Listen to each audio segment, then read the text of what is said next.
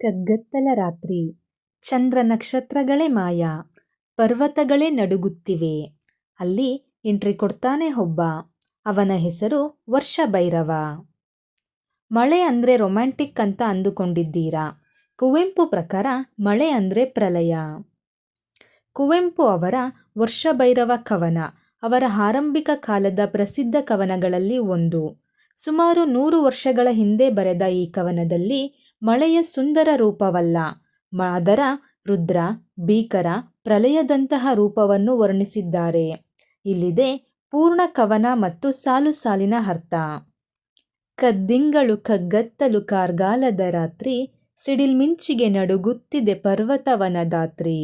ತುದಿಯಿಲ್ಲದ ಮೊದಲಿಲ್ಲದ ಹಿಡಿದಂಬರವನು ತಬ್ಬಿದೆ ಕಾದಿಂಬಿನಿ ರಾಶಿ. ನಿರ್ದಯ ಕಠಿಣಾಘಾತದಿ ಕುಂಬಿನಿಯನ್ನು ಹಪ್ಪಳಿಸಿದೆ ಗೀಳುಟ್ಟಿರೆ ಬೋರೆನ್ನುತೆ ಬಿರುಗಾಳಿಯು ಬೀಸಿ. ಸಾಲುಗಳ ಅರ್ಥಸಹಿತ ವಿವರಣೆಯನ್ನು ನೋಡುವುದಾದರೆ, ಕದ್ದಿಂಗಳು ಕಗ್ಗತ್ತಲು ಕಾರ್ಗಾಲದ ರಾತ್ರಿ, ಸಿಡಿಲ್ಮಿಂಚಿಗೆ ನಡುಗುತ್ತಿದೆ ಪರ್ವತವನದಾತ್ರಿ. ಅಂದರೆ ಮಳೆಗಾಲದ ರಾತ್ರಿ, ಚಂದ್ರನೇ ಕಾಣದ ಕತ್ತಲು ಕವಿದಿದೆ. ಪರ್ವತಗಳು ಮತ್ತು ಕಾಡುಗಳಿಂದ ಕೂಡಿದ ಭೂಮಿ ತಾಯಿಯೇ ಸಿಡಿಲು ಮಿಂಚಿನ ಅಬ್ಬರಕ್ಕೆ ನಡುಗುತ್ತಿದ್ದಾಳೆ. ಇದು ಪ್ರಕೃತಿಯ ಭಯಾನಕ ಆರಂಭ.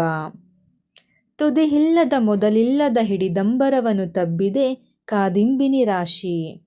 ಅಂದರೆ ಆಕಾಶದ ತುದಿ ಮೊದಲು ಕಾಣದಂತೆ ಇಡೀ ಆಕಾಶವನ್ನು ದಟ್ಟವಾದ ಕಪ್ಪು ಮೋಡಗಳು ತಬ್ಬಿಕೊಂಡಿವೆ. ನಿರ್ದಯ ಕಠಿಣಾಘಾತದಿ ಕುಂಬಿನಿಯನ್ನು ಹಪ್ಪಳಿಸಿದೆ ಗೀಳುಟ್ಟಿರೆ ಬೋರೆನ್ನುತೆ ಬಿರುಗಾಳಿಯು ಬೀಸಿ. ಅಂದರೆ ಮೋಡಗಳು ಸುಮ್ಮನೆ ಇಲ್ಲ, ಕ್ರೂರವಾಗಿ ಭೂಮಿಯ ಮೇಲೆ ಹಪ್ಪಳಿಸುತ್ತಿವೆ. ಜೊತೆಗೆ ಭಯಂಕರವಾಗಿ ಗರ್ಜಿಸುತ್ತಾ ಕಿರುಚುತ್ತಾ ಬಿರುಗಾಳಿ ಬೀಸುತ್ತಿದೆ. ಹೊಂಬಳ್ಳಿಯು ಹೊಮ್ಮಿದ ಹೊಲು ತಳ್ಳನೆ ಮುಗಿಲಂಚು, ಹಿರುಳಲಿ ಹಗಲಿಣುಕಿದ ಹೊಲು ಹಾವ್ನಾಲಗೆ ಮಿಂಚು. ನೆಕ್ಕುತ್ತಲಿದೆ ಕತ್ತಲೆಯನ್ನು ಕುಕ್ಕುತ್ತಲಿದೆ ಭುವಿಗಣ್ಣನು ಮಿಂಚಕ್ಕಿಯ ಚಂಚು. ಆಕಾಶವೇ ನೀರಾಯ್ತೆನೆ ಸುರಿಯುತ್ತಿದೆ ಬೋರ್ಬೋರನೆ ಮುಂಗಾರ್ಮಳೆ ಧಾರೆ. ಹೊಂಬಳ್ಳಿಯು ಹೊಮ್ಮಿದ ಹೊಲು ತಳ್ಳನೆ ಮುಗಿಲಂಚು, ಹಿರುಳಲಿ ಹಗಲುಣುಕಿದ ಹೊಲು ಹಾವ್ನಾಲಗೆ ಮಿಂಚು. ಅಂದರೆ ಮುಗಿಲಂಚು ಚಿನ್ನದ ಬಳ್ಳಿಯಂತೆ ಹೊಳೆಯುತ್ತಾ ತಳ್ಳನೆ ಮಿಂಚುತ್ತಿದೆ. ಕತ್ತಲ ರಾತ್ರಿಯಲ್ಲಿ ಹಾವಿನ ನಾಲಿಗೆಯಂತೆ ಮಿಂಚು ಹೊಳೆದು ಒಂದು ಕ್ಷಣ ಹಗಲು ಮೂಡಿದಂತೆ ಭಾಸವಾಗುತ್ತಿದೆ. ನೆಕ್ಕುತ್ತಲಿದೆ ಕತ್ತಲೆಯನ್ನು ಕುಕ್ಕುತ್ತಲಿದೆ ಭುವಿಗಣ್ಣನು ಮಿಂಚಕ್ಕಿಯ ಚಂಚು. ಅಂದರೆ ಆ ಮಿಂಚು ತನ್ನ ಕೊಕ್ಕಿನಿಂದ ಕತ್ತಲೆಯನ್ನೇ ನೆಕ್ಕುತ್ತಿದೆ, ಭೂಮಿಯ ಕಣ್ಣನ್ನೇ ಕುಕ್ಕುತ್ತಿದೆ ಎಂಬಂತೆ ಕವಿ ವರ್ಣಿಸುತ್ತಾರೆ. ಮಿಂಚಕ್ಕಿ ಅಂದರೆ ಮಿಂಚು ಎಂಬ ಹಕ್ಕಿ. ಆಕಾಶವೇ ನೀರಾಯ್ತೆನೆ ಸುರಿಯುತ್ತಿದೆ ಬೋರ್ಬೋರನೆ ಮುಂಗಾರ್ಮಳೆ ಧಾರೆ. ಅಂದರೆ ಆಕಾಶವೇ ಕರಗಿ ನೀರಾಗಿ ಸುರಿಯುತ್ತಿದೆ ಏನೋ ಎನ್ನುವಂತೆ ಮುಂಗಾರು ಮಳೆ ಧಾರಾಕಾರವಾಗಿ ಸುರಿಯುತ್ತಿದೆ. ಲಯ ಭೀಷಣ ಮಳೆ ಭೈರವ ಮೈದೋರಲು ಮರೆಯಾಗಿವೆ ಭಯದಲ್ಲಿ ಶಶಿತಾರೆ. ಲಯ ರುದ್ರನ ಜಯ ಡಿಂಡಿಮ ಘನ ವಜ್ರದ ರಾವ, ಭವ ವಿಪ್ಲವಕರ ಭೈರವವರ ತಾಂಡವ ಭಾವ. ದಿಕ್ಕಿಗೆ ಹದ ಹೊಕ್ಕಿದೆ ಮುಗಿಲಿನ ಕೇಶ, ಸಿಡಿಲ್ಮಿಂಚಲು ಹೊಮ್ಮುತ್ತಿದೆ ಮಳೆ ಭೈರವ ರೋಷ. ಮಳೆ ಎಂಬುದು ಬರಿ ಸುಳ್ಳಿದು ಮಳೆ ಎಲ್ಲದು ಮಳೆ ಎಲ್ಲಿದು ಪ್ರಳಯದ ಆವೇಶ. ಲಯ ಭೀಷಣ ಮಳೆ ಭೈರವ ಮೈದೋರಲು ಮರೆಯಾಗಿವೆ ಭಯದಲ್ಲಿ ಶಶಿತಾರೆ.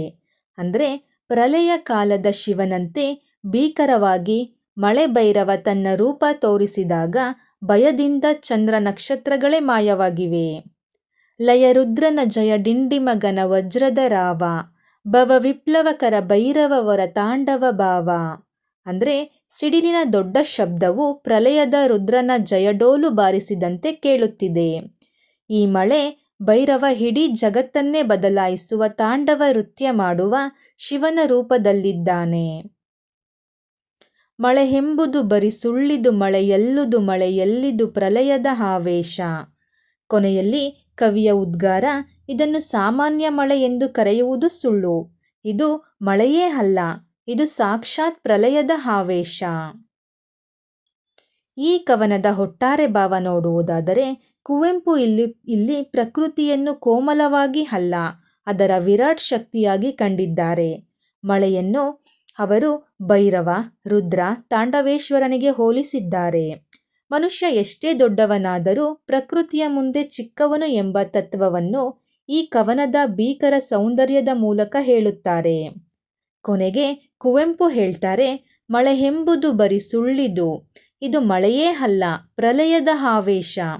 ನೀವು ಮುಂದಿನ ಸಲ ಮಳೆಯಲ್ಲಿ ನೆನೆಯುವಾಗ ನೆನಪಿಡಿ, ಇದು ಭೈರವನ ತಾಂಡವ. ನಿಮ್ಮ ಪ್ರಕಾರ ಇದು ಸುಂದರ ಮಳೆಯೋ ಅಥವಾ ಭಯಾನಕ ಭೈರವನೋ ಕಮೆಂಟ್ನಲ್ಲಿ ಹೇಳಿ. ವರ್ಷ ಭೈರವ ಕೇವಲ ಮಳೆಯ ಕಥೆಯಲ್ಲ, ಮನುಷ್ಯ ಎಷ್ಟೇ ದೊಡ್ಡವನಾದರೂ ಪ್ರಕೃತಿಯ ಮುಂದೆ ಎಷ್ಟು ಚಿಕ್ಕವನು ಎಂಬುದನ್ನು ಕುವೆಂಪು ತೋರಿಸಿಕೊಟ್ಟ ರುದ್ರಚಿತ್ರ.